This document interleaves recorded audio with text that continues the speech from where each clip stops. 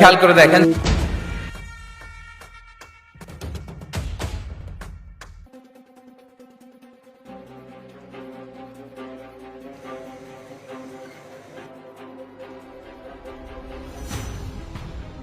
আসসালামু আলাইকুম ম্যাডাম।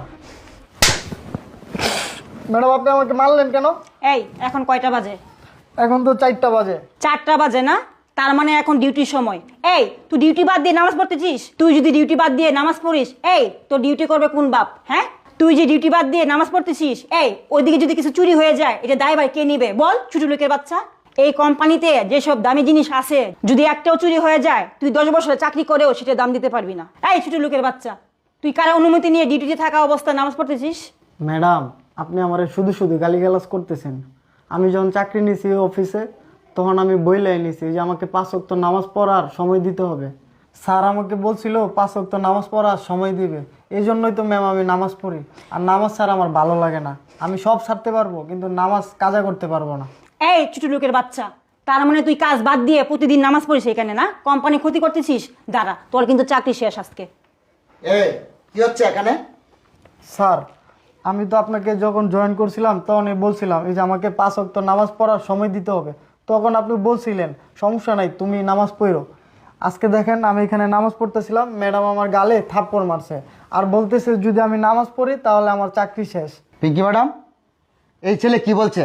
সত্যি কি আপনি নামাজের জন্য ওনাকে থাপ্পড় মেরেছেন? হ্যাঁ স্যার, ওকে তো আমি একটা থাপ্পড় মারছি, কিন্তু ওকে আরো বেশি মানা দরকার ছিল স্যার। আপনি জানেন না তো ও কাজ ফাঁকি দিয়ে প্রতিদিন নামাজ পড়ে। আমি আগে জানতাম না সে যে কাজ ফাঁকি দিয়ে প্রতিদিন নামাজ পড়ে। আজকে সে ধরা পড়ছে কারণ আমার রুমে এসে সে নামাজ পড়তেছে। চিন্তা করেন স্যার, সে কোম্পানিকে কিভাবে ঠকাচ্ছে।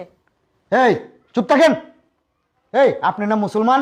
আপনি একজন মুসলমান হয়ে কিভাবে এই ছেলেটার নামাজে বাধা দিচ্ছেন? কি বলেন স্যার? আপনি ওকে সাপোর্ট করতেছেন নামাজের জন্য? আপনি না অন্য ধর্মের মানুষ? আপনি একজন অন্য ধর্মের মানুষ হয়েও নামাজের জন্য কেন সাপোর্ট করতেছেন? এই আপনি থামেন। আমি নামাজের জন্য সাপোর্ট করতেছি তাতে কি হয়েছে? আমার তো একটা ধর্ম আছে, আমিও তো আমার ধর্ম পালন করি।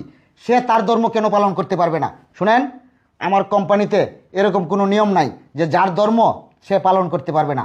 যার ধর্ম যেভাবে পালন করতে হয় সেভাবেই পালন করবে। সে হয়তো মুসলমান, আমি হয়তো হিন্দু, কোনো সমস্যা নাই। তার ধর্ম সে পালন করবে, আমার ধর্ম আমি পালন করব। আর শুনেন, তাকে আমি অনুমতি দিয়ে দিয়েছি এই কোম্পানিতে যে কোনো জায়গায় সে নামাজ পড়তে পারবে। তাতে আপনার সমস্যা কি?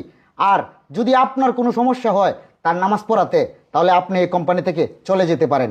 আমার এরকম স্টাফের দরকার নাই যে কারো ধর্ম পালন করতে বাধা দিবে। বুঝতে পারছেন? হ্যাঁ স্যার, আমি বুঝতে পারছি। আসলে স্যার আমার ভুল হয়ে গেছে, আমাকে ক্ষমা করে দেন। এরকম ভুল স্যার আমি আর কখনোই করবো না স্যার।